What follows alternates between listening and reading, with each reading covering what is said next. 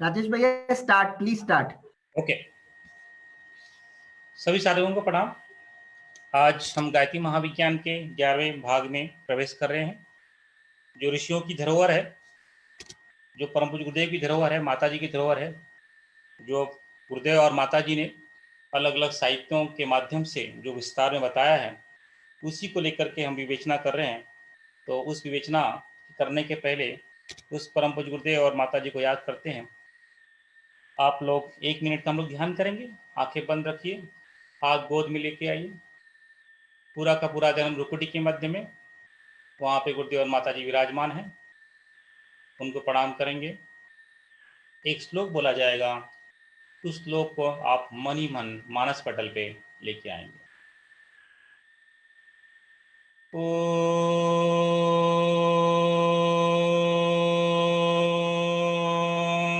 ब्रह्मानंदं परम सुखदं केवलं ज्ञानमूर्तिं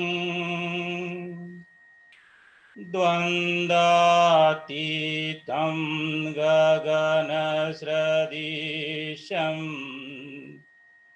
तत्त्वमस्यादिलक्ष्यम् एकं नित्यं विमलम् अचलम् सर्वधि साक्षिभूतम् भावातीतं त्रिगुणरहितं सद्गुरुं नमामि। अखण्डानन्दबोधाय शेषसन्तापहारिणे सच्चिदानन्दरूपाय तस्मै श्रीगुरवे नमः। तस्मै श्रीगुरवे नमः। तस्मै श्रीगुरवे नमः। जो ब्रह्म स्वरूप है, जो एक है, नित्य है, विमल है, अचल है, गगन से भी ऊंचा है, ऐसे गुरुदेव के चरणों में कोटि कोटि नमन है, नमन है, नमन है, नमन है। जो सभी द्वंद्वों से परे है, जो गुणातीत है, जो त्रिगुणों से परे है, ऐसे सदगुरु के चरणों में कोटि कोटि नमन है, नमन है, नमन है। जो शिष्यों को बता दे, वह तू ही है, वह तू ही है, वह तू ही है। तत्तम असि, तत्तम असि, तत्तमसि, तत्तमसि, तत्तमसि। ऐसे सदगुरु के चरणों में कोटि कोटि नमन है, नमन है, नमन है। जो शिष्यों को संताप को हरण कर ले, जो शिष्यों को बता दे सच्चित आनंद का रूप क्या है, ऐसे सदगुरु के चरणों में कोटि कोटि नमन है, नमन है, नमन है। परम पूज्य गुरुदेव और माता जी के चरणों में कोटि कोटि वंदना करते हुए, जो साक्षात महाकाल और महाकाली के रूप हैं, इस श्लोक में उनके स्वरूप को दर्शाया गया है। यह श्लोक स्कंद पुराण से आया है। स्कंद पुराण में एक भाग है गुरु गीता, उसमें 189 श्लोक है। उस गुरु गीता का में से एक कुछ कुछ चुनिंदे श्लोक हैं जो गुरु के भाव को दर्शाते हैं। उन्हीं में से ये 2 श्लोक है जो गुरु का समग्र रूप दिखाता है। महाकाली और महाकाल के चरणों में प्रणाम करते हुए उनके साथ में आगे की यात्रा शुरू करते हैं।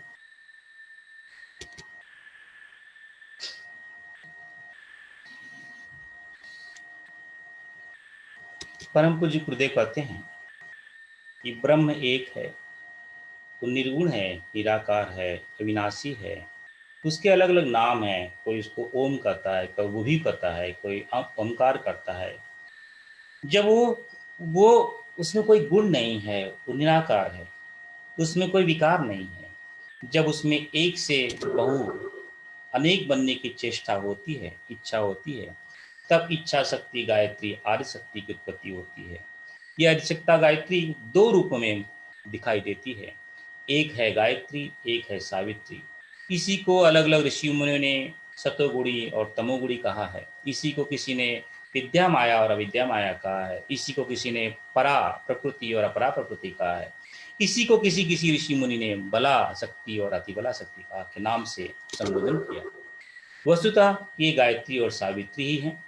गायत्री और सावित्री के माध्यम से ही इस जीव जगत और ईश्वर की उत्पत्ति होती है। गायत्री के आदि शक्ति के सतोगुण से जो है ईश्वर, गायत्री आदि शक्ति के तमोगुण से जो है जगत, और इनके समन्वय से ही जीव का उत्पत्ति होती है। जो ये ब्रह्म है, जो ब्रह्म है, जो आत्मा है, परमात्मा है, विश्वात्मा है, ये शुद्ध रूप से ब्रह्म चेतना है। ये जो अलग अलग रूपों में समाई हुई है, ये हमारे हमारे अंदर आत्मा के रूप में जो है, ये जगत में विश्वात्मा के रूप में, और ईश्वर में परमात्मा के रूप में, आदि शक्ति में सविता के रूप में ये जानी जाती है। तो ये ब्रह्म के ही अलग अलग रूप हैं, जो निर्गुण है, निराकार है, अक्षर है, अखंड है, अनादि है। परम पूज्य गुरुदेव एक्सप्लेन करते हैं कि ये जो आदि शक्ति है, इस आदि शक्ति के माध्यम से इस सृष्टि की रचना हुई है, जो दो भाग में बढ़ जाती है, चैतन्य सृष्टि और परमाणु सृष्टि।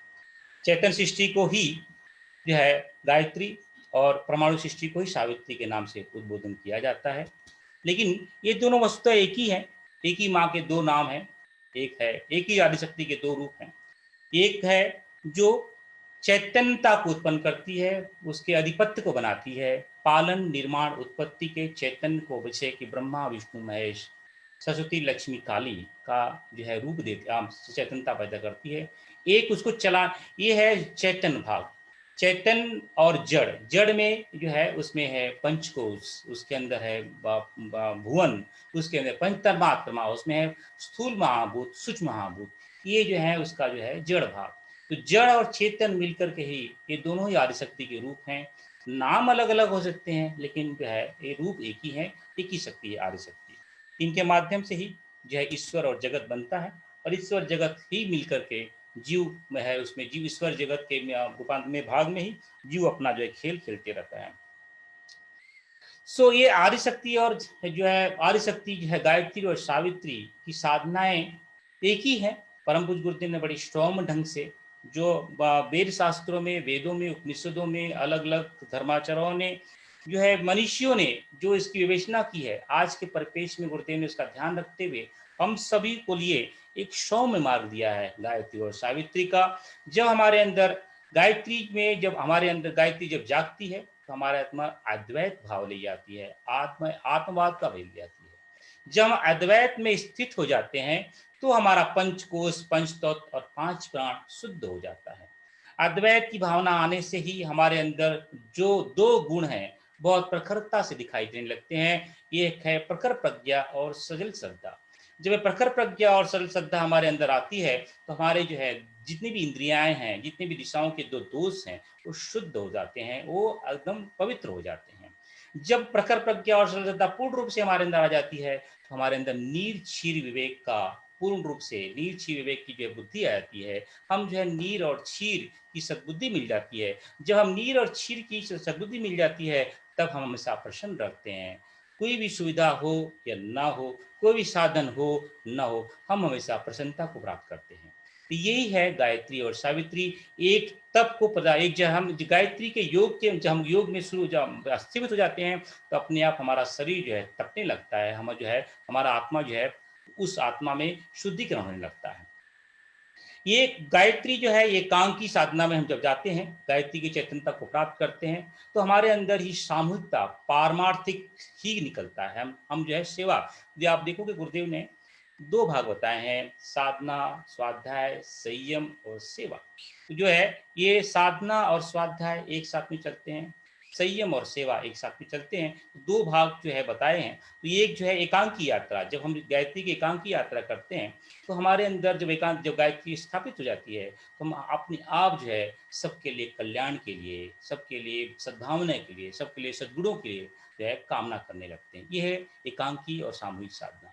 जब जो है गायत्री के जो 3 पाद है रिम श्रीम क्लीम का हमारे अंदर उद्गम होता है, तो उससे हमारे अंदर आध्यात्मिक, आदि भौतिक और आदि दैविक गुणों का परिष्कारित होता है। तो ये गुरुदेव ने गायत्री और सावित्री का समन्वय बिठा के हमें दिया, जो बड़ा कठिन है, जो आज के परिप्रेक्ष्य में हमें प्रसाद मिला है, वो बड़ा ही फलदायी है। इसी को आगे को लेकर के इस आगे की विवेचना करते हैं। ये ओम ही ब्रह्म है और उसके जो है 3 जो बातियां हैं वही जो है चराचर जगत को चलाती हैं। और गायत्री के 2 भाग हैं, 2 पाद हैं।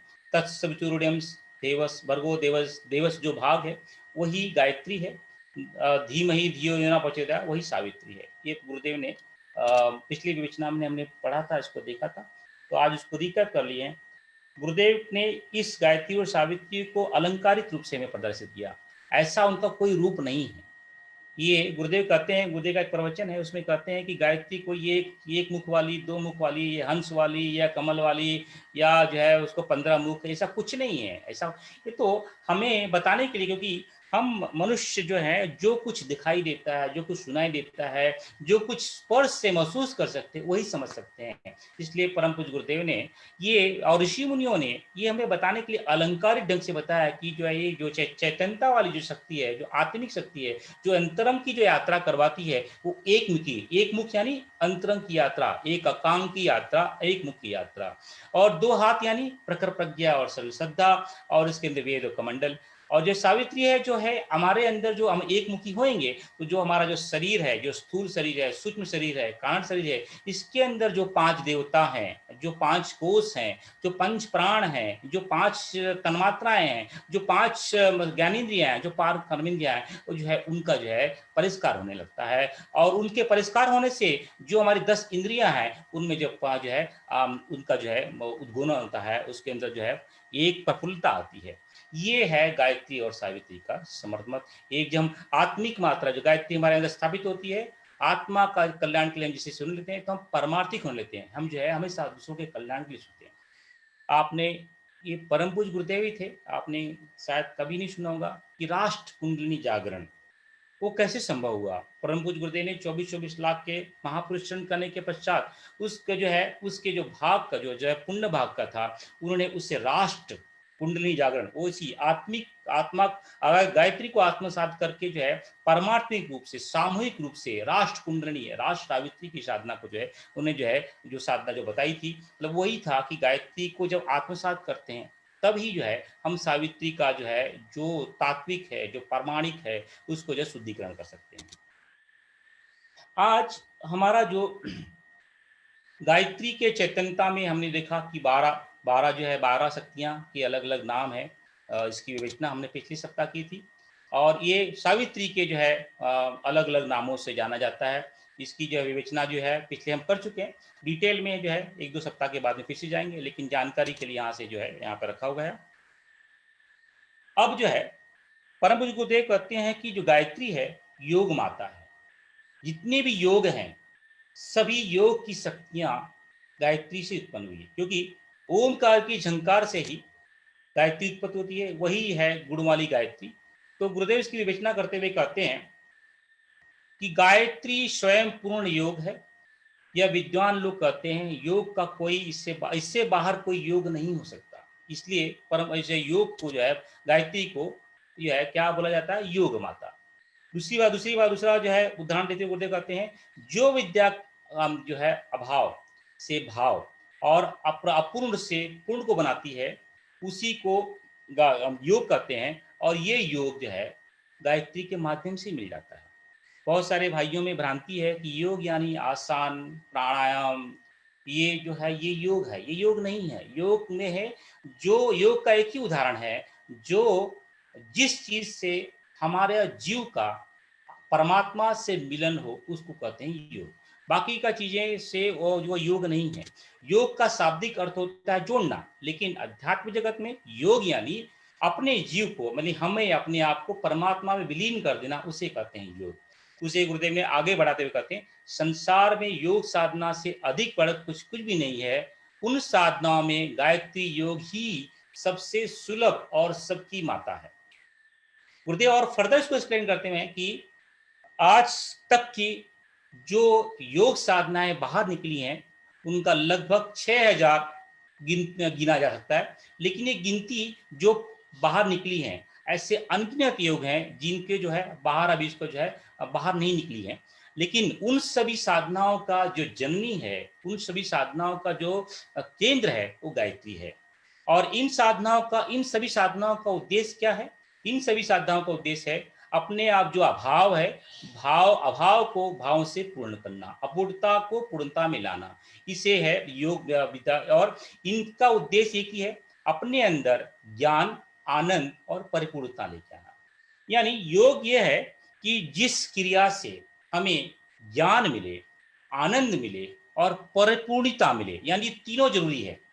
सिर्फ ज्ञान मिलके काम नहीं चलेगा। योग यानी जब योग आता है, जब योग की क्रिया होती है हमारे अंदर, तब क्या होता है? ज्ञान मिलता है। जब ज्ञान मिलता है तो ज्ञान से आनंद होता है। जब आनंद होता है तो हम परिपूर्ण होते हैं। अगर इसमें से एक भी क्रिया ना हो तो समझ लेना कि वो योग नहीं है। अगर हम सिर्फ आसन करें, आसन से हमारा स्थूल शरीर जो है, हमारे पैर के, हाथ के, हमारे फेफड़ों के प्रॉब्लम शुरू हो सकते हैं। प्राणायाम से हमारे जो है प्राणवायु शुद्ध हो सकता है। लेकिन क्या ये हमें परिपूर्ण बना सकते हैं? क्या हमें ये आनंद दे सकते हैं? क्या हमें ये ज्ञानवान बना सकते हैं? ये क्वेश्चन पूछना चाहिए। तो अध्यात्म जगत में योग बताया गया है, जिस क्रिया से हमें ज्ञान मिले, जिस क्रिया से हमें आनंद मिले, जिस क्रिया से हमारे अंदर परिपूर्णता आए, उसे कहते हैं योग। ये परम पूज्य गुरुदेव ने बड़े विलक्षण जैसे में प्रभु गुरुदेव ने जो है ऋषियों की जो है वाणी को हमें बताया कि योग जो हमें ज्ञान बताते, ज्ञान दे दे, योग जो हमें आनंद दे दे, योग जो हमें परिपूर्ण बना दे, ये है योग। यानी ज्ञानवान, आनंदवान बनने से ही हम परिपूर्ण होते हैं। ये जो तीनों जो विलक्षण गुण हैं, जब हमारे अंदर आता है तब हमें कहा जाता है कि हमारे अंदर योग हो गया है। जब ये ज्ञान आएगा, आनंद आएगा, हमारे परिपूर्णता आएगी, तो हम जो है पूर्ण रूप से परमात्मा में लीन हो जाएंगे। यही है योग का परिभाषा। फिर से विश्लेषण से, ये है मैं साधक, ये है ब्रह्म। जब साधक का इस ब्रह्म में पूर्ण विलीन हो जाता है तब कहलाता है योग। जब वो साधक ब्रह्म में लीन होगा तो ही उसके अंदर ज्ञान आएगा, आनंद आएगा, परिपूर्ण होगा। दूसरा कोई भी पद्धति नहीं है जिससे हमें ज्ञान मिल सके, हमें आनंद मिल सके, परिपूर्णता मिल सके। हमें कभी परिपूर्णता मिलेगी, कभी ज्ञान मिलेगा, कभी आनंद मिलेगा, हम जो है जब साधक जो है उस ब्रह्म में लीन हो जाएगा। तो योग का उद्देश्य क्या है? हमारे अंदर ज्ञान की ऊर्जा को प्रफुल्लित करना। जब ज्ञान प्रफुल्लित होगा तब आनंद की जागृति होगी। जब आनंद की जागृति होगी तब हम परिपूर्ण होंगे। ये है योग।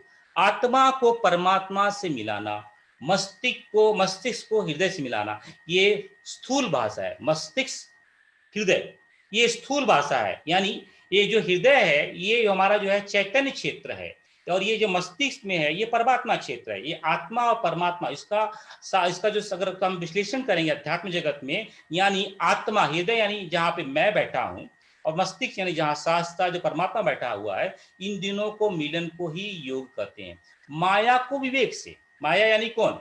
ये जो जगत है, ये जगत यानी स्थूल, यानी माया को विवेक से, विवेक यानी परमात्मा, यानी इस जगत से, इस जीव भाव से अगर मैं परमात्मा विलीन हो जाता है तब योग है।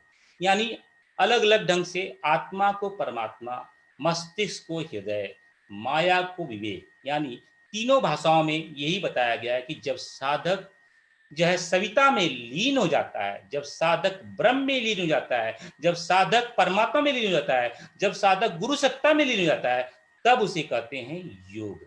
जब योग आता है तब जो है साधक जीवन मुक्त हो जाता है, परमानंद हो जाता है, ब्रह्मानंद हो जाता है, और वही जीवन का हमारा वास्तविक उद्देश्य है।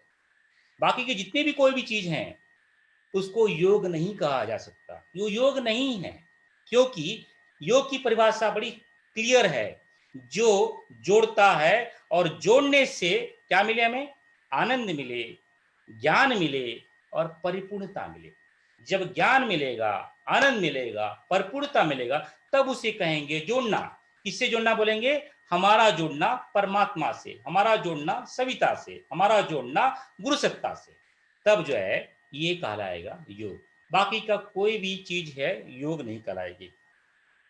और इसी के लिए ये सबसे सरल मार्ग जो है साधक का सविता में विलय करने के लिए एक ही सीधा और सरल मार्ग है, वो गायत्री साधना। इससे सीधा और सरल, क्योंकि ब्रह्म की स्फूर्णा ही आदिशक्ति गायत्री है। अगर सीधा हम गायत्री में ही पहुंच जाएंगे तो बाकी का जो है ब्रह्म तो अपने आप मिल जाएगा, क्योंकि उसकी स्फूर्णा ही गायत्री है, ब्रह्म की स्फूर्णा ही गायत्री है। बाकी जगह में तो अटकन और भटकन है। अगर ब्रह्म की 3 शक्तियों में चले जाएंगे, जो ब्रह्मा विष्णु महेश जो चैतन्य शक्ति है उसमें जाएंगे तो वहां पे जाके अटक जाएंगे, उसके आगे नहीं जा पाएंगे। हमें तो गायत्री तक की यात्रा करनी है, हमें तक तो ब्रह्म की यात्रा करनी है। इसलिए आप गुरुदेव को जब ध्यान करते हैं, गुरुदेव बोलते हैं साधक सविता एक, एकत अद्वैत। गुरुदेव हर ध्यान में यही बोलते हैं, साधक और सविता एक और एकत अद्वैत, यानी योग, यानी आनंद, यानी ज्ञान, यानी परिपूर्णता। तो ये है योग की परिभाषा। अब जानते हैं कि इसको और विश्लेषण में करते हुए गुरुदेव बताते हैं कि योग का एक ही मार्ग है, वो सविता है, सावित्री है और गायत्री है। आप यहाँ कंफ्यूज मत हो जाना। मैंने पहले ही बताया था कि गुरुदेव अलग अलग जगहों पे गायत्री को सावित्री के रूप में संबोधन करते हैं, सावित्री को सविता के रूप में संबोधन करते हैं। वस्तुतः ये तीनों एक ही नाम है, अलग अलग ढंग से बताई जाती है, लेकिन जब विश्लेषण करते हैं तो ये अलग अलग हैं, लेकिन है एक ही। तो उसमें क्या बोलते हैं, योग रूपी माना जाता है। और इस सावित्री की 12 कलाएं हैं, उसकी अनंत रूप है, लेकिन इस गायत्री के 12 कलाएं हैं, ददांश। और ये ददांश योग है, इसलिए इसको जो है 12 योग कहा जाता है। इसके तो थोड़ा गुरुदेव और विस्तार में बताते हैं कि जैसे सूर्य 12 ही क्यों, सूर्य की अनंत किरणें हैं, लेकिन उसके 12 भाग माने गए हैं। 12 किरणें, 12 जो है 12 किरणें जो है एक 12 भाग माने, भाग किरणों की 12 भाग बने। इसी के आधार पे स्थूल जगत में 12 महीने बने हैं। इसी के आधार पे सूक्ष्म जगत में 12 आदित्य, आपने सुना होगा 12 आदित्य। आदित्य क्या होता है? जो आदि काल से है। इसलिए सूर्य जो है स्थूल नाम है, सूर्य का जो सूक्ष्म नाम है आदित्य, जो आदि काल से है, उसके 12 नाम हैं। तो 12, ये 12 बहुत महत्वपूर्ण है। और ये 12 जो है अधिपत्य करते हैं। ये 12 के अंदर असंख्य शक्तियां उतनी है। जैसे कि हमारा राष्ट्र है, राष्ट्र में 24 स्टेट हैं।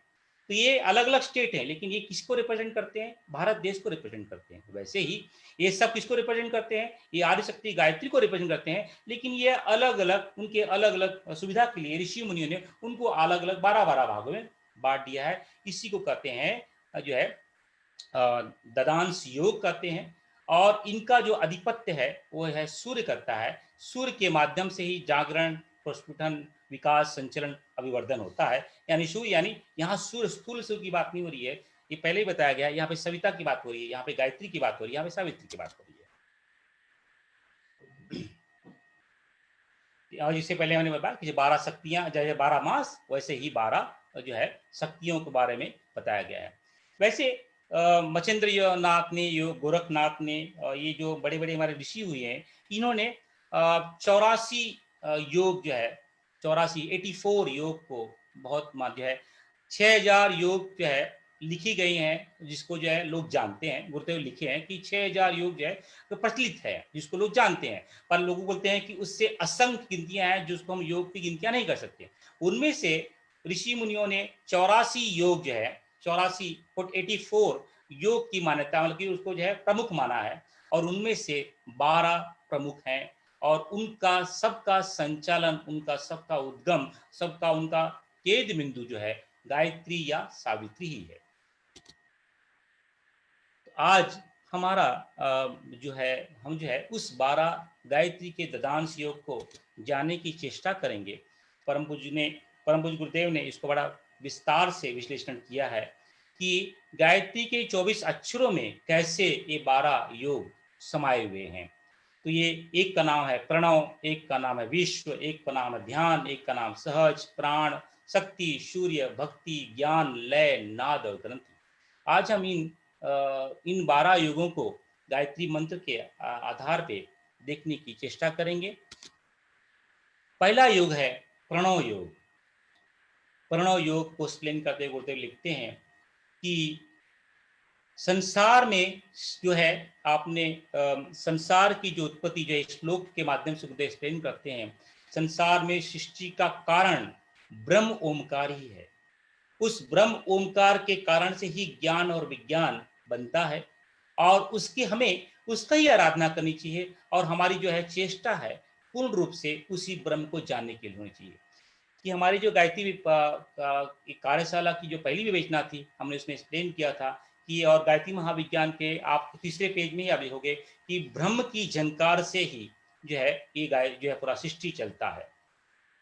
उस ये ध्वनि प्रतिक्षण क्षण बची रहती है। जैसे बिग बैंग की थ्योरी होती है कि जैसे बिग बैंग में जो है ये बैंग होता है और बैंग की जो झंकार है निरंतर गूंज रही है और उस गूंजने से जो है ये जगत जो है ये ब्रह्मांड का विस्तार होते जा रहा है। ये आज के साइंटिस्ट बोलते हैं।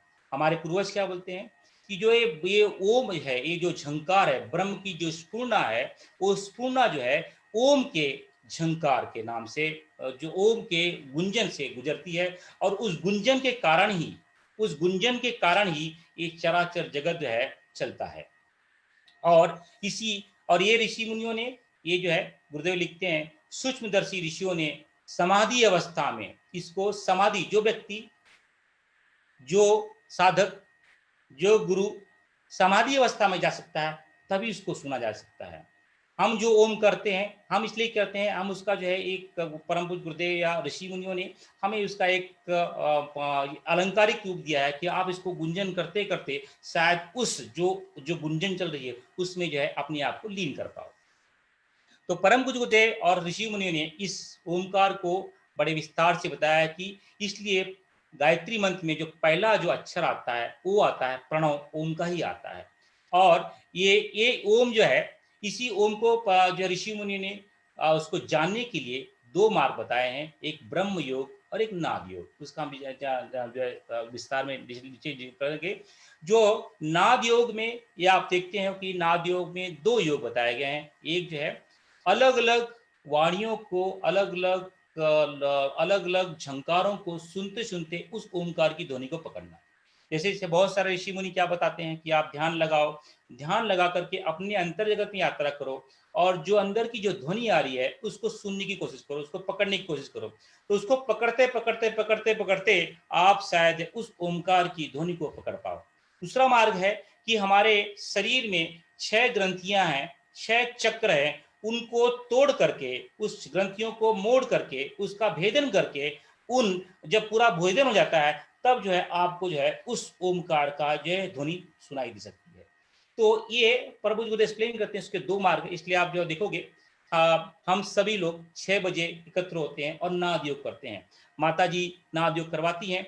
वो माता जी का नाद योग का कराने का एक ही तात्पर्य है ताकि जो सूक्ष्म जगत में जो ध्वनि चल रही है उस ध्वनि को हम पकड़ते पकड़ते पकड़ते जब हमारा शुद्धिकरण हो जाएगा, जब हम पूर्ण रूप से शुद्ध हो जाएंगे तो उस ओमकार के झंकार को हम सुन सके। तो नाद योग का एक ही उद्देश्य है कि उस ओमकार में अपने आप को विलय करना। तो इसके 3 रूप है, 3 माध्यम, 3 ढंग से हो सकते हैं। इसलिए जो है आपने बहुत सारे लोगों ने सुना होगा गुरुदेव के साथ में ओमकार करते हैं। गुरुदेव के साथ में 11 मिनट का ओमकार का ध्यान है। आप लोग उसको करेंगे तो बड़ा आनंद आएगा। तो उसमें जो है 11 मिनट का ओमकार का ध्यान, उसमें गुरुदेव 54 टाइम ओमकार का गुंजन करते हैं। तो उनके साथ में ओमकार का गुंजन करेंगे तो बहुत आनंद आएगा। और जो भाई बहन जो है गुरुदेव के साथ में साधना ये करते हैं, ध्यान करते हैं, उसमें भी जो है गुरुदेव ओमकार करते हैं। लेकिन उसके अंदर आपको ओमकार का गुंजन नहीं करना है क्योंकि गुरुदेव जो ओमकार करते हैं वो अलग विलक्षण ओमकार है। क्योंकि वो गुरुदेव बोलते हैं ये 5 जन्य ओमकार है। 5 जन यानी कौन? जो ओमकार कृष्ण ने अर्जुन को सुनाया था वो ओमकार है। तो उसको सुनने के लिए आपको स्थूल सूक्ष्म कारण अपने प्राण मन बुद्धि चित्त को उस परम पूज्य गुरुदेव की वाणी में लगाना होगा। तो जब गुरुदेव ध्यान की अवस्था में जब 5 जन ओमकार करते हैं तो आप सभी भाइयों से निवेदन है कि उस 5 जन ओमकार को आप ना करें, उसको आत्मसात करें, उसको अपने अंदर ग्रहण करने की कोशिश करें। क्या पता एकाक कुंजन ही हमारे मन में आ जाएगा तो हमारा कल्याण हो जाएगा, क्योंकि वो 5 जन ओमकार है जो योगेश्वर ने अर्जुन को सुनाया था। इसलिए गुरुदेव लिखते हैं 5 जन ओमकार, और वो ओमकार बहुत चक्राकार होता है, तो इसलिए उसको बड़े ध्यान से आप करो। तो वो ओमकार अलग है। गुरुदेव के साथ में जब ध्यान में अवस्था में आप ओमकार करते हो तो उस ओमकार को आप आत्मसात करो। लेकिन एक दूसरा है गुरुदेव ने करवाया है, वो जो है चौपन टाइप का ओमकार, उसके साथ ओमकार कर सकते हो, या फिर जो है आप डेली कम से कम जो है 7 बार, 9 बार, 11 बार ओमकार का गुंजन जरूर करें। ओमकार 3 शब्दों से बना होता है, अ, उ, म, और एक जो है अगले वाला जो बिंदु है वो खाली होता है। तो ये 3 नहीं है, 3.5 बोल सकते हैं या 4 बोल सकते हैं। जैसे कि कुंडलिनी में 3.5 फेरे होते हैं, 1, 2 और 3। 3 को जो है ऊपर लेने के लिए, खींचने के लिए आधा फेरा होता है। वैसे ही अ, उ और म जो है स्थूल जगत, सूक्ष्म जगत और कारण जगत को ऊपर खींचने के लिए एक पेंडुलम चाहिए। तो इसलिए बिंदु अ उ म जहां आके ठहर जाता है उसको बोलते हैं तो ये 3.5 फेरे वाला। तो ये ओमकार का विवेचना है। ये इसको जो है मांडुक उपनिषद में बहुत विस्तार से बताया गया है। कभी समय मिलेगा तो मांडुक उपनिषद को फिर से करेंगे। तो उसमें 12 श्लोक है, 12 श्लोक में जो है पूरा इस अ उ म का विस्तार से विवेचना की गई है। और गुरुदेव ने भी इस ओमकार को जो है बड़े विलक्षण ढंग से जो है गायत्री महाविज्ञान के पेज में लिखा है। एक ओमकार की गुंजन होती है, उस ओमकार की गुंजन जो है 7 बार टंकार लेती है, और उस 7 बार टंकार लेने से ही इस चराचर जगत का पेंडुलम चल रहा है। जैसे ही ये ओमकार का गुंजन खत्म होगा, जैसे ही ये ओमकार बंद होगा, पूरा प्रलय, पूरा जो है सृष्टि नष्ट हो जाएगी। तो ये स्फुरना से निकलती है, ब्रह्म की स्फुरना से ही गुंजन होता है। और जैसे ही स्फुरना जो है अपने अंदर जो है ब्रह्म लेगा, ये गुंजन बंद होगी, जो है सब कुछ अपने आप ठहर जाएगा, रुक जाएगा। यानी ओमकार के गुंजन पे ही ये चराचर जगत चल रहा है। और दूसरा जो है गुरुदेव एक्सप्लेन करते हैं कि मुझे बताया कि ये सुषुम्ना जो है सुषुम्ना नाड़ी जो है, इसमें जो है गुरुदेव एक्सप्लेन करते हैं कि ओमकार कैसे सुना जाता है। कि ये जो हम जो है ब्रह्म नाड़ी से जो है पिछली बार में बहुत डिटेल में देखा था, तो उसको हम डिटेल में चर्चा नहीं करेंगे।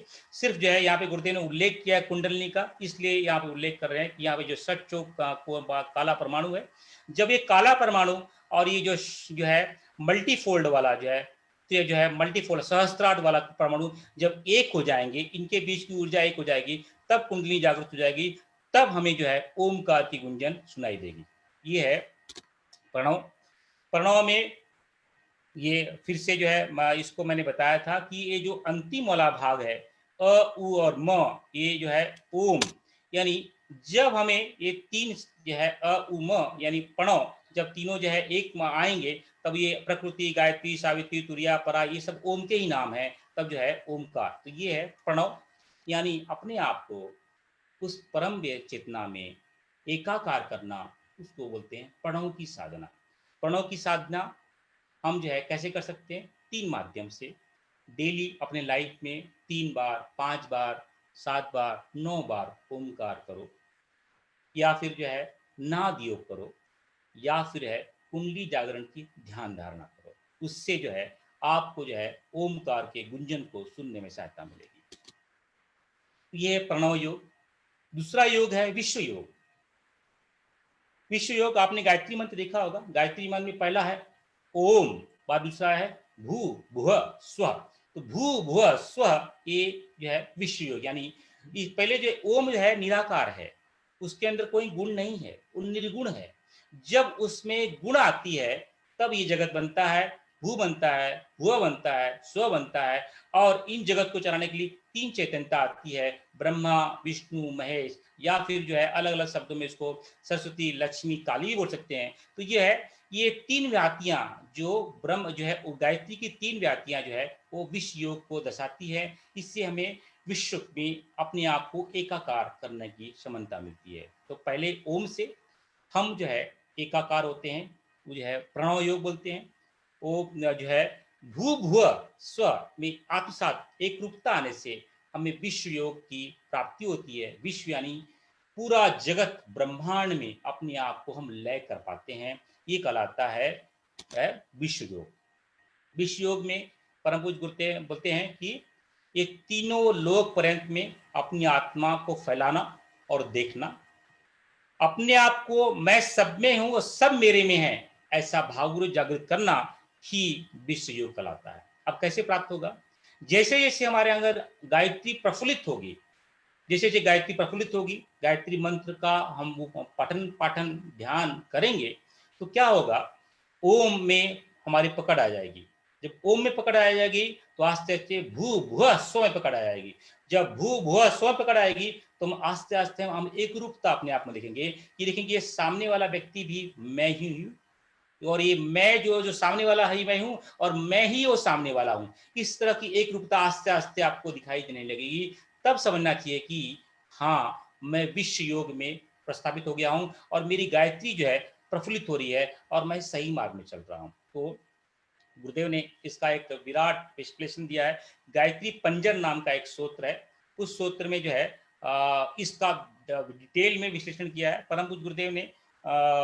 फिर से कई मौका मिलेगा कि ये बहुत विस्तृत है, बहुत डिटेल में। तो आज से सिर्फ इतना समझ लेते हैं कि जो विश्व योग है, गायत्री की जो झंकार होती है वो झंकार 3 भागों में बढ़ जाती है, भू भुव स्व। और भू भुव स्व यानी एक पूरा विश्व ब्रह्मांड, और विश्व निर्माण में एक रूपता ही विश्व योग कहलाता है। कि जैसे ओम में एक रूपता आत्म से, और जब मेरा स्थूल शरीर जो है ये भू भुव स्व जो है, ये 3 जो शक्तियां हैं गायत्री की, रिम श्रीम क्लीम, जब इनमें एक रूपता होगी तब जो है ये कहलाएगा विश्व योग। ये हो गया हमारा विश्व योग, दूसरा योग। ये सब कुछ गुरुदेव ने गायत्री के आधार पर ही दिया है। और तीसरा योग है, हम क्या बोलते हैं, ओम भू भुव स्व तत्। तत् से जो है, जो तत् जो शब्द है वो है ध्यान योग को बताता है। जो ध्यान योग यानी ध्यान, अभी लोगों की बड़ी कंफ्यूजन है, ध्यान यानी क्या? ध्यान की डेफिनेशन ही लोगों ने बहुत खराब कर दी है। ध्यान यानी एक ऐसी मानसिक प्रक्रिया है, जो मानसिक प्रक्रिया जो किसी भी वस्तु की स्थापना हमारे मन क्षेत्र में की जाती है, उसे कहते हैं ध्यान। आप देखोगे कि बहुत सारे वार्तालाप में तुम्हारा ध्यान कहाँ है, तुम ध्यान से पढ़ो। इसका कहने का तात्पर्य क्या है कि तुम मन, बुद्धि, चित्त, अहंकार, ये चारों जो सूक्ष्म शरीर के प्रकरण हैं, इन चारों को एक जगह लगाओ। जब एक जगह लगाओगे तभी ध्यान हो पाएगा। आप रास्ते में चल रहे हो और आपको गाड़ी की आवाज सुनाई नहीं दे रही है, यानी आपका ध्यान नहीं है, आपका मन, बुद्धि, चित्त, अहंकार उस पर नहीं लगा है। आप कुछ सामने चित्र चल रहा है, आप उसको देख नहीं पा रहे हो क्योंकि आपका मन, बुद्धि, चित्त, अहंकार उस पर नहीं लगा हुआ है। तो यानी ध्यान यानी वो मानसिक प्रक्रिया जिसमें किसी भी वस्तु की, वो स्थूल हो या सूक्ष्म हो, उसको अपने मानस पटल में लाया जाता है। जब वो मानस पटल में आता है तभी हमको दिखाई देगा, तभी हमको सुनाई देगा, तभी हमको उसका महसूस होगा। जैसे कोई मुझे स्पर्श करे, यहाँ पे स्पर्श करे, लेकिन मेरा ध्यान, मेरे मन, बुद्धि, चित्त, अहंकार इस पे अलाइन नहीं होगा तो मुझे स्पर्श महसूस नहीं होगा। कोई आप मुझे शब्द बोलो, अगर मेरा मन, बुद्धि, चित्त, अहंकार अलाइन नहीं होगा तो जो है वो शब्द सुनाई नहीं देगा। तो कहने का तात्पर्य है कि जब मेरा मन, बुद्धि, चित्त, अहंकार अलाइन होगा तब जो है, या स्थूल हो या सूक्ष्म हो, तभी वो क्रियावान होती है, और तभी वो उसका क्रिया जो है आगे जाके जो है उस पे है हमारा जो है उस पे हम जो है काम करते हैं, तो कर्म करते हैं। तो यानी ध्यान यानी गुरुदेव लिखते हैं, ध्यान वह मानसिक प्रक्रिया है जिसके अनुसार किसी वस्तु की स्थापना मन क्षेत्र में की जाती है। यानी जब तत् ओम भू भुव स्व जब प्रफुल्लित होता है तो जब तत् जो है, तत् के गुण हमारे अंदर आने लगते हैं, यानी हमारा मन, बुद्धि, चित्त, अहंकार अलाइन होने लगते हैं, शुद्ध होने लगते हैं, पवित्र होने लगते हैं। जब वो शुद्ध और पवित्र होने लगते हैं तो जो है हम जो भी मानस पटल पे लेके आना चाहें उसको ले आ सकते हैं। तो गुरुदेव इसलिए ऋषि मुनियों ने क्या किया, क्या बताया उन्होंने, क्या किया, इसको उल्टा लिया, इसको रिवर्स, जैसे कि हमारे इंजीनियरिंग में रिवर्स इंजीनियरिंग बोलते हैं, इसको उल्टा कर दिया कि क्यों ना ऐसी ऋषि ऐसी प्रतिमा बनाई जाए, ऐसी मूर्ति बनाई जाए, ऐसा नाद बनाया जाए ताकि बच्चे उसको सुने और उसके जो है प्रक्रिया से उल्टा रिवर्स करें। तो हम ये उल्ट तो क्या है, जैसे कि उन्होंने प्रतिमा बनाई, एक ऐसी प्रतिमा बनाई कि एक सुंदर सा सुडौल व्यक्ति बैठा है, उसके हाथ में बांसुरी है, इतना सुंदर है, पूरा लुभावन है, उसको देख करके रोम रोम रोकटे खड़े हो जाते हैं, जिसको देख करके रीमा जो है मीराबाई थकती नहीं है, जिसको देख करके राधा का नाचना बंद नहीं होता है। तो ऐसा सुभावन मूर्ति बना करके उसके अंदर ध्यान लगाना। एक ऐसी लुभावन सुरती मूर्ति बनाई जो एक कैलाश पे बैठा हुआ, कैलाश पर्वत का जो है स्वामी है, बैठा है, एकदम सौम्य अवस्था में बैठा है, सर्प घूम रहे हैं और जो है सभी नंदी जो है पशु पंछी शेर बाघ चीते उसके आगे नृत्य कर रहे हैं और वो ध्यानस्थ में बैठा हुआ है। तो ये ध्यान करने से क्या होगा, ये मानस पटल पे उसकी गुणवत्ता आने लगेगी। तब ये गुरुदेव और जो है ऋषि मुनियों ने उसको जो है रिवर्स इंजीनियरिंग करके ये ध्यान योग बताया। ये जो ध्यान योग कब होगा, जब ओम भू भुव स्व शुद्ध होगा, तो तत् जो शब्द है, तत् की जो झंकार है, बीज है, वो प्रफुल्लित होगी तो हम ध्यानस्थ होंगे। तो हम जिसका भी ध्यान करेंगे, गायत्री का ध्यान करेंगे, गुरुदेव का ध्यान करेंगे, राम का ध्यान करेंगे, कृष्ण का ध्यान करेंगे, किसका भी ध्यान करेंगे, वो उनके गुणवत्ता हमारे अंदर आने लगेगी। परम पूज्य गुरुदेव ने पिछले जन्म में हनुमान जी का ध्यान किया तो हनुमान जी से उनका चेहरा बॉडी शरीर बन गया। उन्होंने राधा माँ का ध्यान किया तो उनका शरीर राधा माँ जैसा बन गया। जब उन्होंने पैगंबर का ध्यान किया तो पैगंबर जैसा उनका शरीर बन गया। जब उन्होंने ईसा मसीह का जैसा ध्यान किया तो ईसा मसीह बन गए। तो ऐसे रामकृष्ण परमहंस ने इसका एक्सपेरिमेंट, परम पूज्य गुरुदेव ने इसका एक्सपेरिमेंट पिछले जन्म में करके दिखाया और उसका जो है विश्लेषण करके दिखाया कि हम जिसका ध्यान करेंगे मानस पटल पे कब आएगा, जब मन बुद्धि चित्त अहंकार पूर्ण रूप से अलाइन होंगे तो मानस पटल पे उसका चित्र बनेगा और वो चित्र से जो है हमारा जो है हमारे कर्म में आना दिखाई देगा। तो ये है गायत्री का ध्यान। इसलिए परम पूज्य गुरुदेव ने गुरुदेव पहली बार हिमालय से आए तो उन्होंने जो है भटका हुआ देवता बनाया, जो है मैं क्या हूँ, भटका हुआ देवता नहीं बनाया, उन्होंने मैं क्या हूँ किताब लिखी। बाद में जो है गुरुदेव ने उनको समझ में आया कि हमारे बच्चे उसको समझ नहीं पाएंगे, इसलिए जो है प्रतिमा जो है गायत्री की प्रतिमा को स्थापित किया, गायत्री के जो है लुभावन दृश्य को स्थापित किया ताकि हमारे बच्चे, और ऋषि मुनियों ने भी वही किया ताकि जो हमारे बच्चे उस ध्यान की अवस्था में जाकर के उसको समझ पाए, उसको जो है देख पाए। इसलिए गुरुदेव ने फिर अलग अलग ध्यान बताए नाना प्रकार के, पिछले पिछले सप्ताह में ने नाना प्रकार का ध्यान देखा। उसका उद्देश्य एक ही है, वो सब हमारे मानस पटल में आए। जब मानस पटल में आएंगे तत् झंकृत होगा, तत् शुद्ध होगा। जब तत् शुद्ध होगा तो भू भू स्व को शुद्ध करेगा। जब भू भू स्व शुद्ध करेगा तो प्रणव शुद्ध होगा। जब प्रणव शुद्ध होगा तो हमारा जो है मिलन जो है उस परमात्मा से, उस ब्रह्म से, उस गुरु सत्ता से होगा। तो ये है तत् शब्द का ध्यान योग। गुरुदेव आगे एक्सप्लेन करते हैं कि सूर्य योग, ये है गायत्री का चौथा योग, सूर्य योग। इसमें जो है बोलते हैं सवितु वह पद जो है, पद जो है सूर्य योग की संयुक्त करता है। पूरा चराचर जगत ये सविता के माध्यम से ही जलता है, जो है सविता के माध्यम। ये जो है अगर समझ लो कि सूर्य एक दिन ना उगे, स्थूल जगत की बात कर लेते हैं, स्थूल जो है ये सूर्य एक दिन न जगे तो क्या होगा, यहाँ पे अंधेरा हो जाएगा। जो है यहाँ के पानी, यहाँ की वायु, यहाँ के पेड़, यहाँ के पौधे, इन सब में जो है चेंजेस होने जाएंगे। 2 दिन ना उगे तो क्या होगा, 3 दिन ना उगे तो क्या होगा, आस्ते आस्ते पृथ्वी ठंडी होने लगेगी। जब ठंडी होने लगी तो जीव जंतु मरने लगेंगे, पेड़ नष्ट होने लगेंगे, सब नष्ट हो जाएगा, सौर मंडल जो है नष्ट हो जाएगा। तो यानी ये स्थूल जो है सूर्य है, जब इसके न होने से क्या क्या हो सकता है ये, और यही इसी सूर्य के माध्यम से, जो भाई साइंस के स्टूडेंट हो, अगर साइंस के माध्यम से भी समझें, इस सूर्य के माध्यम से ही वनस्पति प्राणी सबकी उत्पत्ति होती है, उनका ही सबका जो है संचालन करते हैं, उनके माध्यम से सब कुछ होता है। लेकिन गुरुदेव कहते हैं कि ये सूर्य विद्या है ये सबके लिए नहीं है, और उसको पुस्तकों में प्रकाशित नहीं किया जा सकता। गुरुदेव क्या लिखते हैं, उसको जो सूर्य विद्या को गुरुदेव ने एकदम, क्योंकि बहुत विलक्षण है, गुरुदेव स्पष्ट लिख देते हैं कि ये अद्भुत विद्या है, अद्भुत योग है, इसको पुस्तकों में प्रकाशित नहीं किया जा सकता, ये तो सिर्फ शिक्षक केवल अधिकारी साधकों को देता है। ये स्पष्ट रूप से गुरुदेव ने लिखे गए हैं।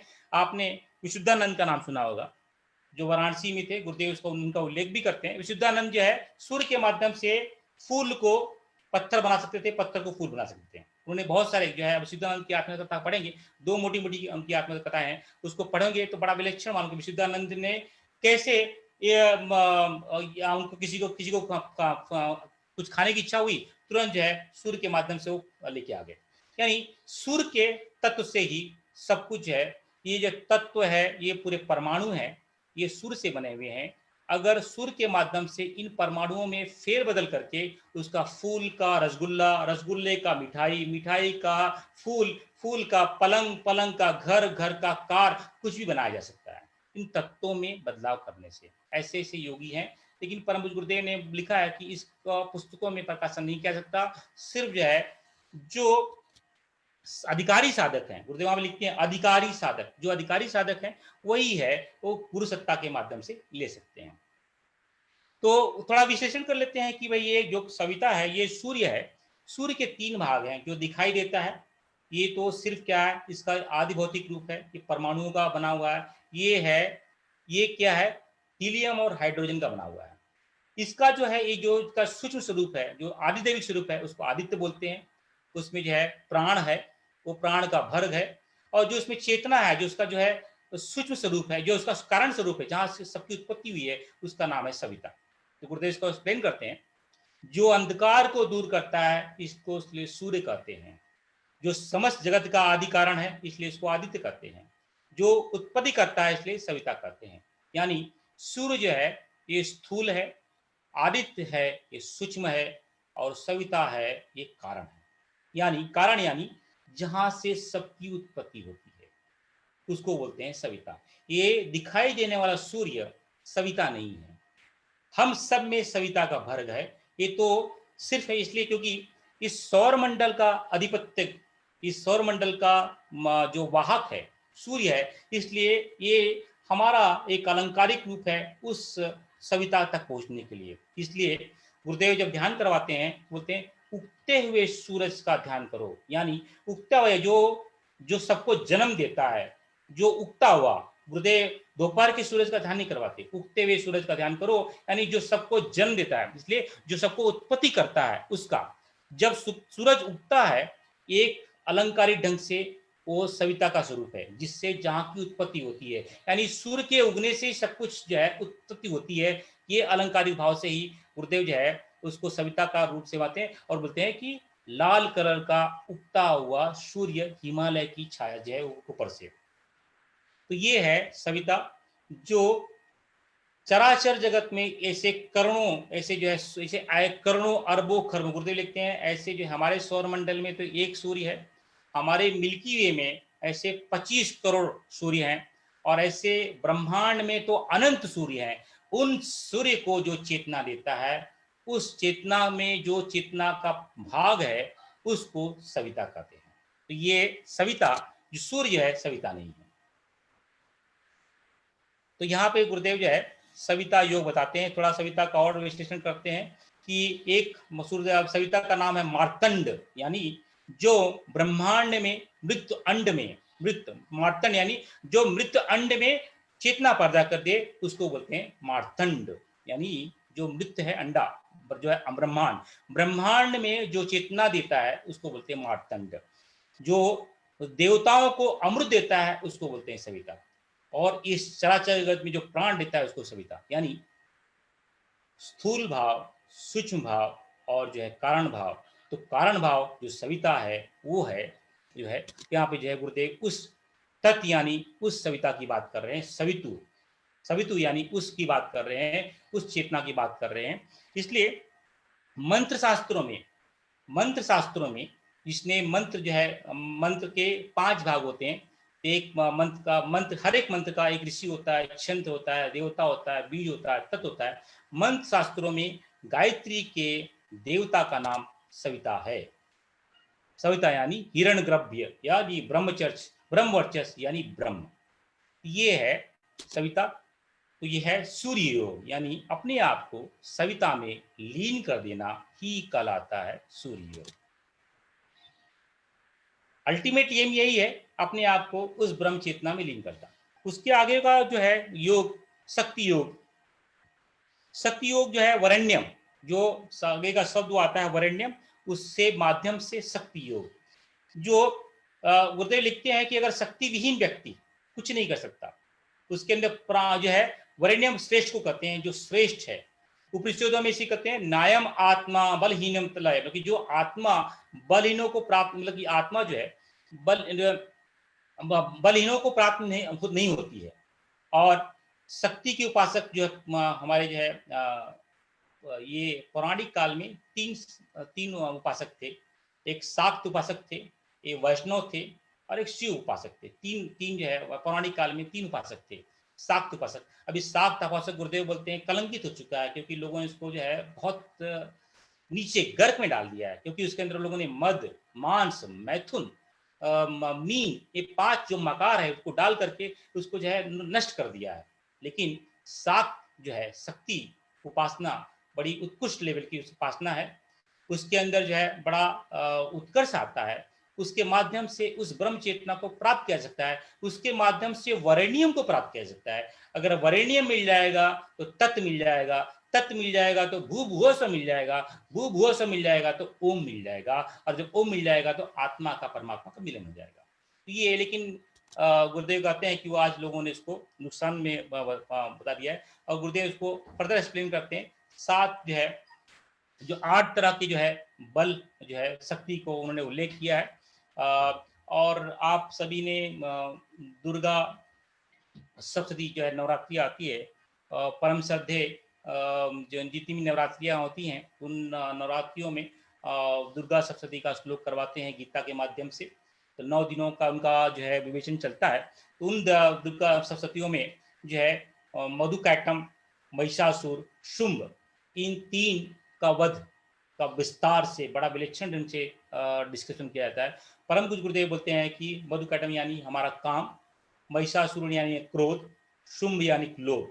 यानी जब जब ये वरेण्यम आता है, जब गायत्री का वरेण्यम यानी शक्ति जागृत होती है, तब जो है हमारे अंदर का काम, क्रोध, लोभ नष्ट होने लगते हैं। यानी कामना जो हमारे अंदर की निष्ठा है, जो हमारे जो है हमारी जो है वासना है, जो तृष्णा है, जो अहंता है, वो नष्ट होने लगती है। ये है शक्ति योग। शक्ति योग के माध्यम से काम, क्रोध और जो है उसके अंदर जो है वासना खत्म लगती है।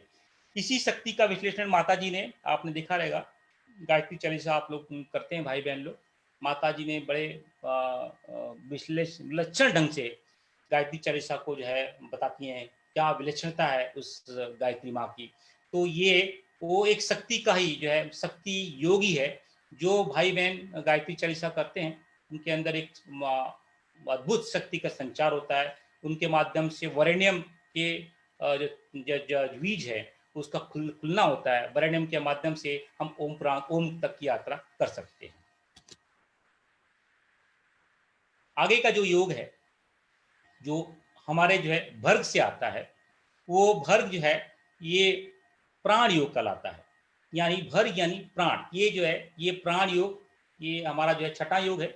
इस छठे योग से प्राण, जब गायत्री मंत्र का जो है भर्ग हमारे अंदर प्रफुल्लित होने लगता है, जागने लगता है, तो हमारा प्राण जो है हम प्राणवान होने लगते हैं, हम जो है पराक्रमी होने लगते हैं। ये तो स्थूल जगत की बात है, लेकिन सूक्ष्म जगत में इसका ही अलग ही महत्व है। सूक्ष्म जगत में ये प्राण योग कैसे प्राप्त कर सकते हैं? गुरुदेव लिखते हैं कि प्राण योग को प्राप्त करने के लिए नियमित आहार, व्यवस्थित दिनचर्या में और ब्रह्मचर्य का नियमित पालन करने से ये भर्ग जो है भरने लगता है, पूर्ण होने लगता है, और जो है प्राण योग का संचार होने लगता है। इसका कुछ ऋषि मुनियों ने प्राणायाम के माध्यम से भी इसको किया है, लेकिन परम पूज्य गुरुदेव ने आज की व्यवस्था को देखते हुए, आज के माहौल को देखते हुए, आज का वातावरण इतना विशुद्ध है, मतलब कि शुद्ध, मतलब कि इतना पोल्यूशन है, इसके अंदर उतनी प्राण ऊर्जा नहीं है, इसलिए परम गुरुदेव ने सिर्फ एक ही प्राणायाम बताया, प्राणाकर्षण प्राणायाम, उसको किया जाए। गुरुदेव जो है गुरुदेव हिमालय की यात्रा से आए तो 3 चीज लेके आए, प्रज्ञा योग, प्रज्ञा पेय और प्राणाकर्षण क्रिया। ये 3 चीज हमें दिए कि आप प्रज्ञा योग करो, आप जो है प्रज्ञा पेय पियो और जो है आप प्राणाकर्षण क्रिया करो। ये जो है 3 चीजें हमारे प्राण को शुद्ध करने के लिए स्थूल रूप से सहायता करेंगी, और साथ में हम हमारा खान पान सही रखें, ब्रह्मचर्य का पालन करें और गायत्री को भर्ग को हमेशा जीते रहें, तो क्या होगा, हमारा प्राण ऊर्जा, हमारी प्राण योग होते रहेगा। और इसलिए कर्मकांड में भी गुरुदेव ने इसको जो है सम्मिलित किया। आप देखोगे ओम भू, ओम भुवः, ओम स्वः, ओम महा, ओम जनः, ओम तपः, ओम सत्यम, ये प्राणायाम जो है हम लोग हर कर्मकांड में करवाते हैं। ये गुरुदेव ने यहाँ पे भी इसको इम्प्लीमेंट किया ताकि जो भर्ग है, जो गायत्री का जो भर्ग है, जिसके माध्यम से जो प्राण योग मिलने वाला है, प्राण योग की जो ऊर्जा है वो हमें मिलती रहे। तो प्राण कैसे प्राप्त होता है, ये प्राण होता क्या है? हमने पिछले सप्ताह में विवेचना में बताया कि ये जो प्राण है ये सूक्ष्म शरीर का भाग है। सूक्ष्म शरीर के अलग अलग भाग हैं, ये ज्ञानेन्द्रियां, कर्मेंद्रियां, प्राणेंद्रियां हैं, और ये जो प्राण इंद्रियां हैं उसके माध्यम से ही, उसके कारण ही हमारा जो है स्थूल शरीर जीवित रहता है। स्थूल शरीर को जीवित रखने का एक ही है प्राण। अगर प्राण निकल जाए वो स्थूल शरीर नष्ट हो जाता है। जब स्थूल शरीर नष्ट हो जाता है तो प्राण का कोई काम नहीं रहता है। तो जो है प्राण जो है प्राण का जो काम, स्थूल शरीर नहीं है तो जो है हमारी ज्ञानेंद्रिया और कर्म इंद्रिया में निकल जाती हैं, तो बच जाता है सिर्फ अंतःकरण। तो सूक्ष्म शरीर जब स्थूल शरीर नष्ट होने पे सिर्फ अंतःकरण बच जाता है। ये इसका डिटेल में हमने चर्चा की थी, यहाँ पे सिर्फ प्राण की चर्चा हो रही थी, इसलिए प्राण जो है प्राण योग के लिए प्राण योग बताया है। तो ये 5 तरह के सूक्ष्म शरीर में 5 प्राण होते हैं, व्यान, समान, उदान, प्राण और अपान। व्यान जो है समस्त शरीर, जो है समस्त स्थूल शरीर को आधार है। जो सूक्ष्म शरीर का जो व्यान है वो स्थूल शरीर को आधार बनाकर देता है, और जो है सूक्ष्म शरीर का जो समान प्राण है वो संतुलन बनाए रखता है और हमारे पेट के इंटेस्टाइन के भाग को जो है सामर्थ्य प्रदान करता है। सूक्ष्म शरीर का जो उदान प्राण है वो जो है प्राण जो है ऊपर लेने की क्रिया को में सहायता करता है। सूक्ष्म शरीर का जो प्राण है वो प्राण ऊर्जा को ग्रहण करता है ताकि जो है हम श्वास प्रश्वास ले सके। सूक्ष्म शरीर का जो अपान है वो नीचे की प्रक्रिया को पूरा करता है, मल मूत्र फेंकने में, वीर्य को फेंकने में वो सहायता करता है। तो ये आप देखोगे कि जो प्राण, सूक्ष्म शरीर का प्राण ही हमारे स्थूल शरीर को जिंदा करता है। और ये जो है भर्ग है, गायत्री का भर्ग, इस प्राण को पुष्ट करता है। जब हमारे अंदर गायत्री का भर्ग प्रफुल्लित होने लगता है, आने लगता है, तो ये प्राण जो है और प्राणवान होने लगता है और प्राण योग जो है सिद्ध होने लगता है। ये है प्राण योग। उसके आगे का जो योग परम गुरु ने बताया सहज योग, देवस्य। जो देवस्य है वो सहज योग को दिखाता है। सहज यानी कबीर जी क्या कहते हैं कि जो है गीता बोलती है कि गीता में ही सहज को कर्मयोग के नाम से भी जाना जाता है। ये सहज योग जो है ये कबीरदास जी ने बहुत प्रचलित किया। माँ जो है उन्होंने बहुत, गुरुदेव ने बड़ा विस्तार से, महात्मा कबीर जो है संत कबीर और गुरुदेव ही कबीरदास जी थे पहले पिछले जन्म में, उन्होंने विस्तार से इसका बहुत विश्लेषण किया है। बहुत उसको हमने नहीं लिया है, सिर्फ जो है सहज योग को समझाने के लिए जितना आवश्यक था उतना ही लिया है।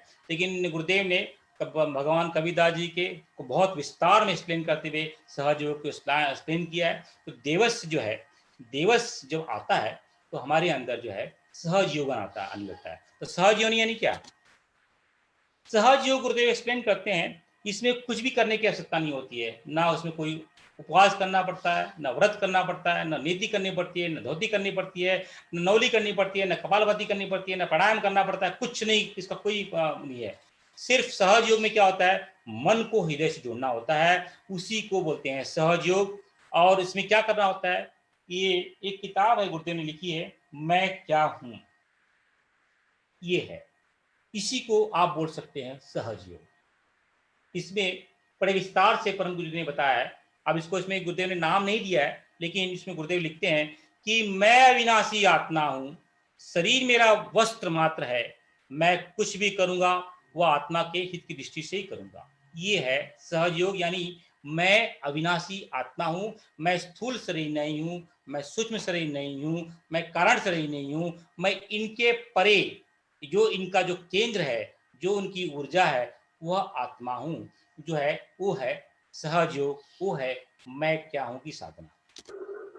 तो गुरुदेव ने इसको एक्सप्लेन करने के लिए हमें जो है भटका हुआ देवता का, आप जो है शांति कुंज जाएंगे या बेंगलोर चेतना केंद्र में आएंगे, आपको दिखाई देगा सहज योग का एक स्वरूप, जिसमें बताता है कि मैं वही हूँ, तत्त्वम असि तत्त्वमसि, यानी वह तू है। गुरुदेव ये बताते हैं वह तू है, और अंतिम में बताते हैं सोहम, यानी वह मैं हूँ।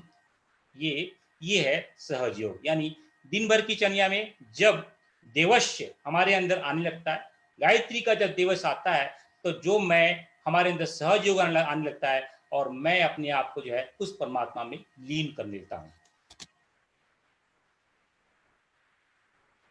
भक्ति योग, तो गायत्री का जो 7वां योग है वो कहलाता है भक्ति योग। ये जो है धीमहि, जो गायत्री का जो धीमहि शब्द है, जब उसके अंदर हमारी बीज, जब उस गायत्री के जो धीमे बीज में हमारा परिपूर्ण हो जाता है, पुष्ट हो जाता है, तो भक्ति के जागरण हो जाता है। कौन सी भक्ति? राधा वाली भक्ति। कौन सी भक्ति? मीरा वाली भक्ति। कौन सी भक्ति? चैतन्य महाप्रभु की भक्ति। ये कौन सी भक्ति? हनुमान की भक्ति। ये भक्ति जागृत होती है, हमारी वाली भक्ति नहीं कि मैं आपको ये दूंगा तो मुझे नौकरी दे देना, मैं आपकी पूजा, मैं आपका काम करूंगा तो मुझे जो है अच्छा घर दे देना, मैं आपके लिए पत्र अखंड ज्योति बांट के आऊंगा तो मुझे है मेरे बच्चे को नौकरी दिला देना। ये वाली भक्ति नहीं। भक्ति कौन सी? मीरा वाली भक्ति। कौन सी भक्ति? राधा वाली भक्ति। कौन सी भक्ति? चैतन्य महाप्रभु की भक्ति। कौन सी भक्ति? तुकाराम की भक्ति। कौन सी भक्ति? ज्ञानेश्वर की भक्ति। ये है जब धीमहि जागृत होती है, तब वो भक्ति का आशीष मिलता है और बड़ा आनंद आता है। भक्ति का एक दूसरा नाम है प्रेम। जब भक्ति आती है, जब धीमहि आता है, तो सब में प्रेम ही प्रेम झलकता है, सब में प्रेम लुटाने और लूटने का मन करता है। और ये प्रेम कहाँ से मिलता है? ईश्वर से प्रेम है, ईश्वर से स्नेह, ईश्वर से लगाव ही सच्ची भक्ति है। और इसलिए बहुत सारे जो है महाराष्ट्र में या कर्नाटका में या जहाँ देखता हूँ, एक भजन और कीर्तन, आपके बहुत पहले जो है भजन मंडली होती थी, भजन मंडली, ये वाली भजन मंडली, ये वाली कीर्तन मंडली, लोग रोज शाम को 7 बजे या 6 बजे मिलते थे और जो है भजन और कीर्तन करते थे। गांव में आप जाओगे तो गांव में हर शाम को जो है धूल बंद जो है गाय घर में जब आ जाती है, तो जब सब लोग जो चौपाल लगा करके मंदिर के सामने जो है भजन करते थे, कीर्तन करते थे, उसका एक ही उद्देश्य था कि हम जो है उस सत्संग करें, कीर्तन करें, जो है स्वाध्याय करें और उस परमात्मा में अपने आप को लीन करें। ये है भक्ति। जब भक्ति आती है, धीमहि पुष्ट होती है, और यही एकमात्र लक्ष्य है हम सब जीवों का। तो परम पूज्य गुरुदेव का जो एक ध्यान है, अगर हम अपने आप को गुरुदेव से लीन करना चाहते हैं, तो त्रिवेणी संगम का ध्यान जो है वो आप कर सकते हैं। वो बड़ा विलक्षण ध्यान है, उसमें समर्पण है, विसर्जन है, विलय है। बहुत सारे भाइयों को ये समझ में नहीं आता कि समर्पण क्या होता है, विसर्जन क्या होता है, विलय क्या होता है। जैसे आग है, ये समझ लीजिए आग है और ये लकड़ी है। ये आग है, एक लकड़ी है, ये दो अलग अलग हैं। जब आग जो है, जो ये लकड़ी है आग में जाती है, ये हो गया उसका समर्पण। यानी आग जो है, ये आग है, उसमें लकड़ी गई, ये हो गया उसका समर्पण। जो है ये अभी भी अद्वैत दो हैं, द्वैत हैं, ये क्या अभी भी द्वैत हैं। जब वो लकड़ी में आग लग जाती है तो भी दो दिखाई देते हैं। क्या दिखाई देते हैं? दो दिखाई देते हैं। लकड़ी में भी आग दिखाई देती है, लकड़ी भी दिखाई देती है, उसको बोलते हैं विसर्जन। जब पूर्ण रूप से जो है ये लकड़ी पूर्ण आग में हो जाती है, लकड़ी का भेद नहीं ले जाता है, तब कहलाता है विलय। क्या कहलाता है? विलय। यानी ये जब आग, जो लकड़ी आग में जाती है, ये कहलाता है समर्पण। जब लकड़ी में भी आग लग जाती है तब कहलाता है विसर्जन। जब लकड़ी भी आग में हो जाती है, पूर्ण रूप से लकड़ी का अस्तित्व पूरा नष्ट हो जाता है, तब कहलाता है विलय। जब साधक सविता में विलीन होता है, जब साधक गुरु सत्ता में लीन हो जाता है, तब जो है गुरु और शिष्य एक हो जाते हैं, तब कहलाता है विलय। अभी तो हम लोग बोलने के लिए बोल देते हैं कि गुरुदेव कर लेंगे, लेकिन कोई विपत्ति आ जाए हम रोने बैठ जाते हैं, कोई दुख आ जाए रोने बैठ जाते हैं, अरे गुरुदेव ऐसा हो गया वैसा हो गया। अरे पहले तो आप तो बोल रहे थे कि जो होगा अच्छा होगा, जो गुरुदेव करेंगे अच्छा होगा, हमारे लिए अच्छा ही करेंगे। फिर ये बोलने का, ये बोल करके आपने अपने आप को झूठा ठहरा दिया और अपने गुरुदेव को झूठा ठहरा दिया। ये है, ये समर्पण विसर्जन विलय नहीं है। समर्पण यानी कौन सा समर्पण? मीराबाई का समर्पण। समर्पण यानी कौन सा समर्पण? राधा का समर्पण। यानी समर्पण यानी कौन सा समर्पण? जो है चैतन्य महाप्रभु का समर्पण। ये है, होता है समर्पण विसर्जन विलय। आप सब लोग जो है इस भक्ति योग में रचने के लिए, अपने आप को धीमहि को लाने के लिए त्रिवेणी संगम का ध्यान कर सकते हैं। उसमें दादा गुरु, गुरुदेव और सविता को एक रूपता का जो है, एक जो है बताया गया है, विलक्षण ध्यान है। एक रूप होंगे, आपको बहुत आनंद आएगा। उसके आगे का जो है योग है, जो धी शब्द से आता है, और जो है ये ज्ञान योग लेके आता है। जब ये धी शब्द परिपक्व होने लगता है गायत्री, तो हमारे अंदर ज्ञान आता है। और भगवान ने इसको बड़े डिटेल में गीता में समझाया है कि ज्ञान बुद्धि, बुद्धि योग ही ज्ञान योग है। अभी हम भाई सब जो है लोग हैं, इंटेलेक्चुअल लोग जो है, बुद्धि यानी जो है अपनी जो इंफॉर्मेशन जगत की जो बातें हैं उसको बुद्धि बोलेंगे, हाँ इसको ये आता है, वो बुद्धिमान, वो बुद्धि नहीं है। ये अध्यात्म जगत में ज्ञान अलग होता है। अपने आप को जान लेना ही ज्ञान है, अपने आप को समझ लेना ही ज्ञान है, अपने आप को उस ब्रह्म में स्थापित कर देना ही ज्ञान है। यानी अपनी स्मृति को और स्मृति को उस परमात्मा में लीन कर देना ही ज्ञान है। और गीता में भगवान लिखते हैं स्मृति का दूसरा नाम ही ज्ञान है। जैसे इसलिए आप जिस भाइयों ने वेद वेदांत का पठन किया होगा, उसमें 3 शब्द आते हैं, श्रुति, स्मृति और ब्रह्म, जो है ब्रह्म सूत्र। ये श्रुति यानी सुनना, सुना, वो जो उपनिषद को श्रुति बोलते हैं। गीता, भगवत गीता, अध्यात्म रामायण को श्रुति बोलते हैं। यानी स्मृति यानी जो है उसको भगवान ने उपदेश दिया है, उसको बोलते हैं स्मृति। और ब्रह्म सूत्र को न्याय बोलते हैं। इन तीनों को यह प्रस्थान तय, मतलब प्रस्थान तय यानी मोक्ष दिलाने वाली 3 गुण, 3 मार्ग, इसको प्रस्थान तय कहते हैं। तो उपनिषद, गीता और ब्रह्मसूत्र इन्हीं को प्रस्थान तय कहा जाता है। ये जो स्मृति है यानी जो गीता है, जो ज्ञान है, ये किसी को ज्ञान और स्मृति ये पर्यायवाची शब्द हैं। भगवान कहते हैं स्मृति और ज्ञान दोनों सब एक ही हैं, और इसके माध्यम से हम जो है गायत्री को प्राप्त कर सकते हैं। इसलिए क्योंकि वेद की उत्पत्ति कहाँ से हुई है? वेद माता से हुई है। और उपनिषद कहाँ से आए हैं? वेद से आए हैं। और ये जो गीता किसका है? ये जो उपनिषद का सार है। और ये वेदांत किससे बने हैं? इन सब का एक समग्र रस है, यानी सब कुछ ये गायत्री से आया हुआ है। तो ये जब गायत्री का ये हम ज्ञान योग आएगा, यानी स्मृति आएगी, यानी जब गायत्री आएगी तो जो है हमें स्मृति योग यानी ज्ञान योग की प्राप्ति हो जाएगी। आगे गुरुदेव एक्सप्लेन करते हैं कि लय योग, यानी जो गायत्री का अगला वाला शब्द है वो लय योग को लेके आता है। और जो ये लय योग क्या है? हमें जो है सच्चिदानंद में रूप में लीन करवा देता है। ये लय योग जो है, जो हमारे अंदर जो है सूक्ष्म शरीर के जो तन्मात्राएं हैं, जो पंच प्राण हैं, पंच जो भूत हैं, उनमें लयता ले लेता है। उसमें जो है उसमें परिष्करण लेके आता है, तो उसको बोलते हैं लय योग। तो गायत्री के अगले क्षण से हमें जो है लय योग की प्राप्ति होती है। इसी का विस्तार से हमने एक्सप्लेनेशन किया था कि जब गायत्री का लय योग हमारे अंदर आएगा तो ये 5 तन्मात्राएं हैं, 5 तन्मात्राएं के माध्यम से जो है 5 सूक्ष्म जगत के जो है सूक्ष्म जब पंचभूत बनते हैं, और जो है बाद में उससे ही 5 स्थूल जगत के पंच महाभूत, स्थूल पंच महाभूत बनते हैं। और उनके माध्यम से ही हमारा जो है स्थूल और सूक्ष्म शरीर बनता है और उसके माध्यम से ही हमारे अंदर जो है ज्ञानेंद्रियाँ, प्राणेंद्रियाँ, कर्मेंद्रियाँ और जो है अलग-अलग विषय बनते हैं और उसी के माध्यम से जो है हमारा जो है हम जो है काम करते हैं और हमारा जो है जो स्थूल शरीर जो है उसी सूक्ष्म शरीर के माध्यम से काम करता है। जब ये लय योग हमारे अंदर स्थापित हो जाएगा, गायत्री का लय योग आ जाएगा, तो जो हमारे अंदर की जो तन्मात्राएँ हैं, वो शुद्ध हो जाएँगी और शुद्ध होने से हमारा जो है ये हमारा जो है सूक्ष्म शरीर जो है शुद्ध होने लगा। क्योंकि तन्मात्राएँ बड़ी महत्वपूर्ण हैं।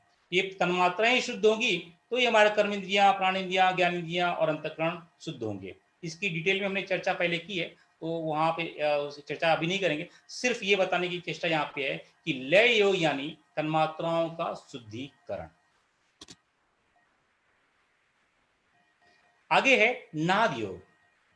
आप लोग तो हमेशा हम लोग जो है गायत्री परिवार के लोग हैं, नाद योग तो बड़ा बहुत प्रचलित शब्द है। तो नाद योग यानी गुरुदेव ने प्रणव योग के समय भी इसको एक्सप्लेन किया था कि न जो है ब्रह्म जो ब्रह्म योग यानी प्राणो योग को ब्रह्म योग भी कहते हैं। तो ब्रह्म योग के दो भाग हैं, एक उसको जो है नाद योग, एक नाद योग के माध्यम से, एक कुंडलिनी योग के माध्यम से हम प्राप्त कर सकते हैं। तो नाद योग में जो नौ शब्द है, नाग का शब्द करता है और इससे ईश्वर की प्राप्ति होती है। इसलिए आप दयालु परम पूज्य गुरुदेव ने इसलिए जो है आप देखोगे कि वो हमें नाद योग यानी जो है रोज शाम को जो है हम लोग जो है 6 बजे नाद योग करते हैं और इसे जो ये जो पूरा सृष्टि है ये नाद योग से ही चल रहा है कि ये पहले जैसे बताया गया है कि ओमकार की झंकार से ही 7 बार टंकार होती है। उस टंकार होने से ये उसके 3 बीज मंत्र निकलते हैं और उसके 3 बीज मंत्रों से ही आगे जाकर 24 बीज मंत्र बनते हैं जो ही चराचर जगत को चलाती हैं। तो ये नाद योग है जिसके नाद योग के माध्यम से ही ये जो है चराचर जगत चलता है। तो नाद योग से करने से हम जो है उस परम पिता परमेश्वर को प्राप्त कर सकते हैं। और आगे वाला योग है ग्रंथि योग। जब हमारे अंदर वो ग्रंथि या गायत्री का वो भाव आ जाता है तो हमारी ग्रंथियां खुल जाती हैं। परम पूज्य गुरुदेव यहाँ पे एक्सप्लेन करते हैं हमारे अंदर जो मेन 6 ग्रंथियां हैं और 24 ग्रंथियां हैं। 6 ग्रंथियां खोल लो, 6 ग्रंथियां खोल लो और उसके पहले 3 ग्रंथियां हैं, 3 ग्रंथियां को खोल लो या 6 ग्रंथियां को खोल लो या 24 ग्रंथियां को खोल लो। इसकी डिटेल में चर्चा कर दी। 3 ग्रंथियां नहीं, कौन सी ग्रंथियां? ब्रह्म ग्रंथि, रुद्र ग्रंथि और विष्णु ग्रंथि। और 6 ग्रंथियां कौन सी हैं? मूलाधार चक्र, स्वादिष्ठान चक्र, ये जो अपने जो 6 चक्र हैं उन चक्रों की बात कर रहे हैं। और 24 ग्रंथियां कौन सी हैं? 24 ग्रंथियां जो है गायत्री के जो 24 बीज हैं।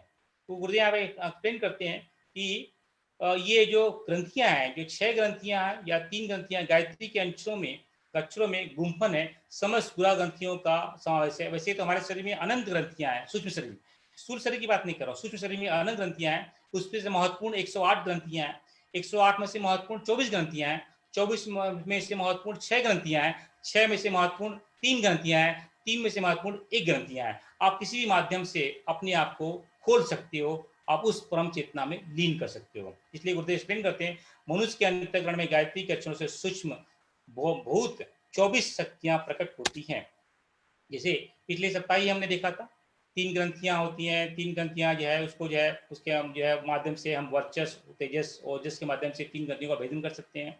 और उसके माध्यम से जो है हमारा जो है ये 6 जो चक्र हैं, मूलाधार, स्वादिष्ठान, मणिपुर, अनाहत, विशुद्धि, आज्ञा, ये जो 6, इसको भी गुरुदेव ने 6 ग्रंथियां बोला है। और इसके अलावा जो है 24 ग्रंथियों का गुरुदेव ने एक्सप्लेन किया है कि जो 24 ग्रंथियां हैं, जो गायत्री के 24 उपचक्र हैं, हमारे जो सूक्ष्म शरीर में जो 24 उपचक्र हैं उसको गुरुदेव ने उसको भी ग्रंथियां बोला है। तो आप चक्र बोल, कहीं कहीं गुरुदेव उसको चक्र बोलते हैं, कहीं कहीं ग्रंथियां बोलते हैं, तो चिंता की बात नहीं है, कंफ्यूजन की बात नहीं है। तो ये है हमारा जो है ग्रंथि योग। कितने योग हो गए? 12 योग। एक का प्रणव, एक का विश्व, ध्यान योग, सहज योग, प्राण योग, शक्ति योग, सूर्य योग, भक्ति योग, ज्ञान योग, लय योग, नाद योग, ग्रंथि योग। अनंत योग हैं। अनंत योगों में 6000 योग प्रचलित हैं। 6000 योगों में 84 योग महत्वपूर्ण माने गए हैं और 84 योगों में 12 योग महत्वपूर्ण माना गया है। उन 12 योगों को किसी एक योग को भी प्राप्त कर लेंगे, उस परम चेतना को प्राप्त कर सकते हैं और उसका माध्यम गायत्री है। गायत्री के मंत्र में पूरे ये योग समाये हुए हैं। ओम से प्रणव, भूर्भुवस्सुः विश्व, तत्सवितुर्वरेण्यं भर्गो देवस्य धीमहि धियो यो नः प्रचोदयात्। इन अलग अलग शब्दों से 12 योग बने हैं। आप किसी भी एक योग के माध्यम से उस परम चेतना को, उस परमात्मा को, उस गुरु सत्ता को, उस आर्य शक्ति को, उस सविता को प्राप्त कर सकते हैं। तो ये है ददांश योग। अब ऐसे ही गुरुदेव ने ददांश योग जिसे एक्सप्लेन किया है, वैसे ही ददांश तप है।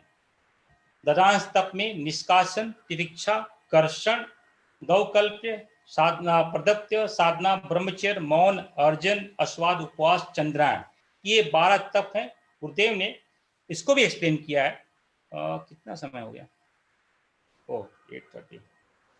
तो ददांश जो तप है इसको अगले सप्ताह लेंगे। तो आप आज हम लोग इसी को यहाँ पे ही इसको रोकते हैं। ये ददांश योग जो गायत्री के माध्यम से प्राप्त किया जाता है। परम दयालु गुरुदेव ने गायत्री के माध्यम से जो बहुत कठिन योग हैं माने जाते हैं, उन सभी योगों को परम गुरु ने गायत्री के माध्यम से हमें दिया। अब इसको यहीं पे रोकते हैं। अब जो है किसी भाई बहन का अगर कुछ प्रश्न हो